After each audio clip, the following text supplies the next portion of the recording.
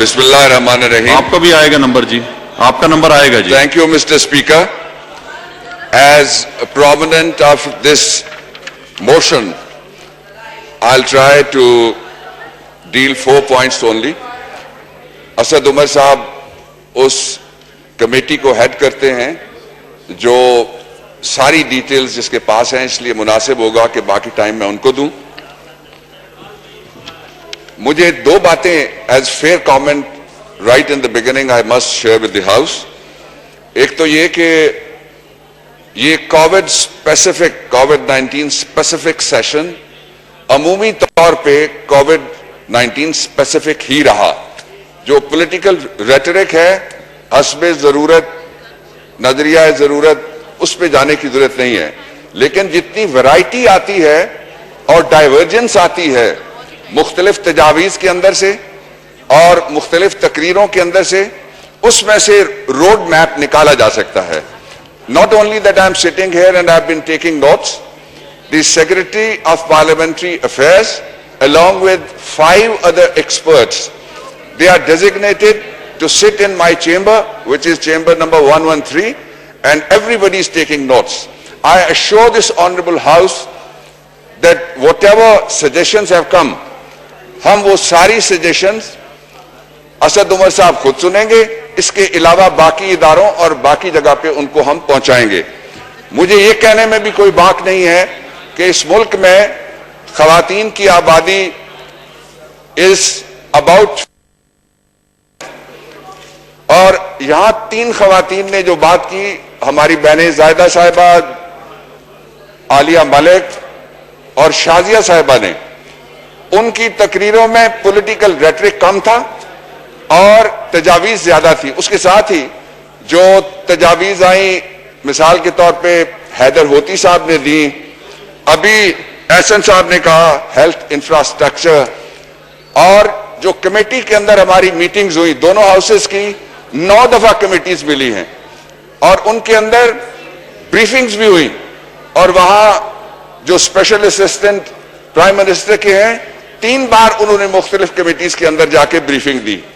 اور اس کے بعد جب یہ ایوان اس سیشن کو ختم کر کے اٹھے گا, اس کے بعد درمیان میں ہم ایک سیشن منعقد کریں گے بجٹ سیشن سے پہلے, اور اس سیشن کے اندر بھی ہم جو ریکمنڈیشنز آئیں گی ان کے اوپر اگر کوئی چاہے گا کہ اس کو بریفنگ دی جائے تو جو ہیلتھ کے ایس اے پی ایم ہے وہ بریفنگ ہم ان کو ابھی کہہ دیتے ہیں کہ وہ تیاری کریں اس کی. This is number 1. There are 2 more things which I'll touch, Mr. Speaker. پہلا تو یہ ہے کہ پاکستان کی تاریخ میں مشاورت کا نتیجہ ہی تھا کہ یہ ایسا وبا آئی کہ جس کے لیے ہمارے 2 بارڈرز اٹیچ تھے, ایک گلگت بلتستان میں سے اور دوسرا بارڈر ہمارا ایران کے ساتھ تفتان میں سے. اور یہ قومی اداروں کے لیے میں سمجھتا ہوں کہ ایک حرف سپاس پیش کرنا چاہیے پرائم منسٹر کی قیادت میں, این ڈی ایم اے کی قیادت میں, ہیلتھ ہمارا جتنا بھی عملہ اور ہیلتھ کی جتنی بھی اتھارٹیز ہیں ان کی قیادت میں. And I am not talking of the only of the federal government, I am talking of the federation at totality, at entirely, largely. ان سب نے بڑی ہمت کی ہے, اس لیے کہ اس کورونا کا خوف اس قدر ہے کہ جائز طور پہ لوگ سوشل ڈسٹینسنگ جن کو سمجھ ہے ابھی وہ کر رہے ہیں, اور خدا نہ کرے کہ اس میں کوئی اضافہ ہو. میں 2 ایشوز جو یہاں اور ٹیگ کیے گئے ان میں سے پہلا 18ویں آئینی ترمیم کا ایشو ہے. 18ویں آئینی ترمیم کے حوالے سے میں گورنمنٹ کی پوزیشن بھی رکھوں گا آپ کے سامنے. جی یہ کوئی بیمار ہو گئے, کیا ہوا ہے؟ عامر صاحب آپ ذرا دیکھیں, عامر ڈوگر صاحب. جی منیر اور اگزئی صاحب ہے, میرا خیال اچانک طبیعت خراب ہوئی ہے, تو سارجنٹس کو بھی اور تمام ممبران کو کہوں گا کہ ان کو ڈاکٹر کو بھی کال کریں اور فوری طور پر جو ہے وہ ڈسپینسری سے ڈاکٹر کو بلائیں. ان کو جی ڈاکٹر کو بلائیں. جی جی آ رہا ہے ڈاکٹر. جی جی ہاں کہہ دیا ڈاکٹر کو, ڈاکٹر صاحب آ رہے ہیں, پیغام دے دیا. جی ڈاکٹر بابر اوان صاحب. 18ویں آئینی ترمیم کے حوالے سے یہاں بات ہوئی مسلسل. میں گورنمنٹ کی پوزیشن ایوان میں رکھنے سے پہلے جی ڈاکٹر بابر اوان صاحب, میں گورنمنٹ کی پوزیشن ایوان میں رکھنے سے پہلے آپ کو آئینی ہسٹری پہ 4 صرف جملے آپ کے سامنے میں عرض کرنا چاہتا ہوں پورے ایوان کی توجہ کے لیے. 1973 کے آئین کو 12 اپریل 1973 کے دن ہم نے اپنے اوپر ایڈاپٹ کیا اور پاکستان میں لاگو کیا. 12 اپریل کے 1 سال اور 8 دن کے بعد جو 1973 کے آئین کے فاؤنڈنگ فادر تھے شہید بھٹو, انہوں نے پہلی ترمیم اس آئین کے اندر کی 4 مئی 1974 کو اور 7ویں ترمیم کی 16 مئی 1977 کو. یہ پہلا لینڈ مارک ہے جو ہماری آئینی تاریخ کا, وہ میں نے آپ کے سامنے رکھا. پھر 16 مئی کے بعد ایک سپرا کانسٹیٹیوشنل دور آ گیا جس کے بارے میں تفصیل میں جانے کی بجائے اتنا کہنا کافی ہوگا کہ پھر یوں ہوا کہ ہم پہ ایک دیوار آ گری, یہ دیکھ نہ سکے پسے دیوار کون تھا. یہاں سے ہم شروع کرتے ہیں اور 1985 نومبر میں 8ویں ترمیم اور پھر ایک لینڈ مارک آتا ہے 8 اپریل 2010 کو جب 18ویں آئینی ترمیم کا بل پاس کیا دونوں ہاؤسز نے متفقہ طور پہ. میں لا منسٹر تھا, پی پی پی کی گورنمنٹ تھی اور رضا ربانی صاحب اس کمیٹی کے چیئرمین تھے. ہم نے مل کے اس کو سٹیئر کیا دونوں ہاؤسز میں.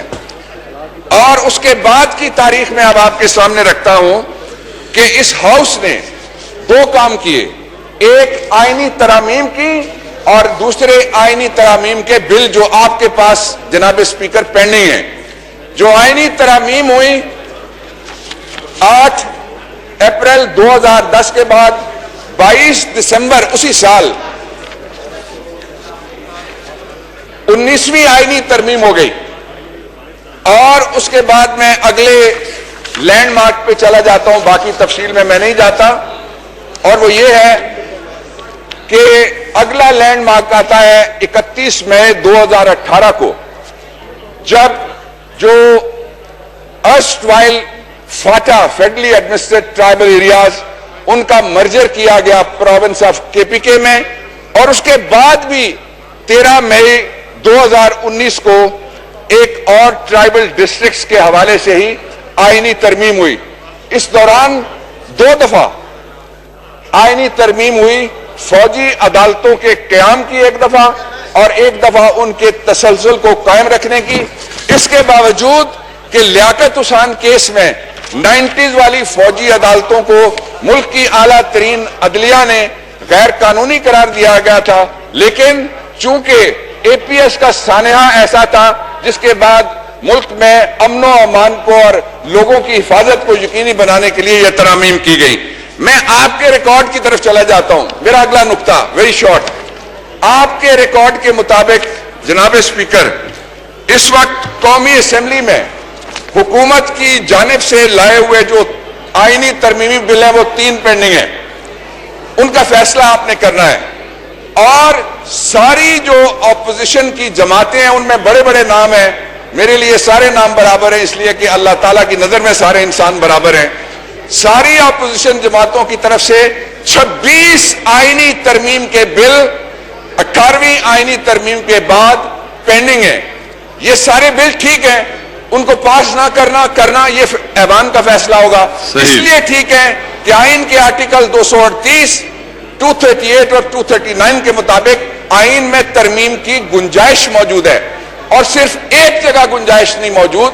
جو پابندی لگائی گئی ہے وہ یہ ہے کہ آئین کے آرٹیکل 227 سب آرٹیکل 2 میں لکھا ہوا ہے کہ جو اللہ کے قوانین ہیں, اللہ تعالیٰ کے ارشادات کی صورت میں, کلام الہی کی صورت میں, قرآن حکیم میں, اور رسول محترم صلی اللہ علیہ وسلم پہ ہماری 1000 جانیں قربان, آپ کی حدیث شریف کے حوالے سے کوئی قانون سازی جو اس سے متصادم ہے وہ نہیں ہو سکتی. Now I am coming to the statement. اس وقت جب میں آپ سے بات کر رہا ہوں فیڈرل گورنمنٹ کی کسی ٹیبل پر 18ویں آئینی ترمیم کے حوالے سے کوئی فائل موجود نہیں ہے, کوئی بل موجود نہیں ہے, کوئی ڈرافٹ موجود نہیں ہے. اور مجھے بڑی خوشی ہوئی جب دوسری طرف سے فاضل ممبران کہہ رہے تھے کہ ہم اس پہ بات کرتے ہیں. یقیناً بات کریں گے کیونکہ یہ 2/3 میجورٹی سے جب بھی ضرورت پیش آئی ہم کووڈ-19 میں سے نکلے, ان مشکل حالات سے قوم آگے بڑھ گئی اور لوگوں کی صحت اور سلامتی کو خطرہ نہ رہا.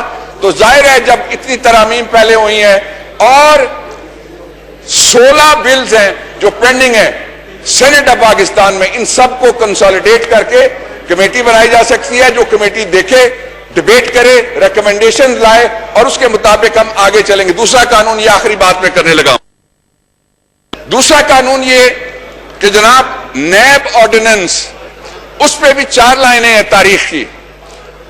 پہلا Ishaq Khan tribunal, be be کا احتساب ہوا. دوسرا 1996 کا لگاری آرڈیننس ان کے دور میں آیا, پریزیڈنشل آرڈیننس 96 کا بی بی کا احتساب ہوا.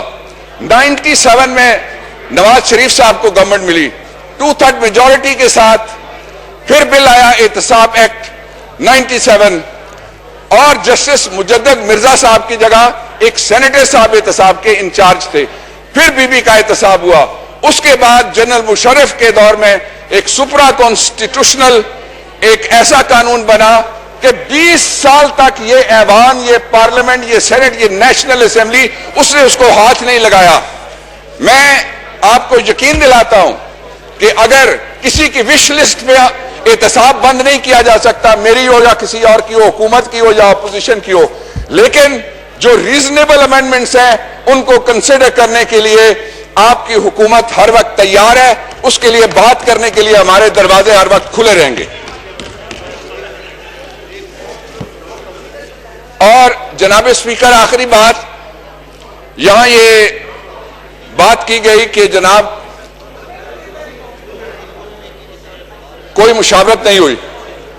پاکستان کا سب سے بڑا اور مسلسل مشاورتی سلسلہ, مثلا صدر ہاؤس کو ہم سمجھتے تھے فوٹو کھنچوانے کے لیے 14 اگست کو, صدر نے سارے علماء کو, صدر نے ساری مساجد کے اماموں کو, صدر نے, آپ کے صدر نے جو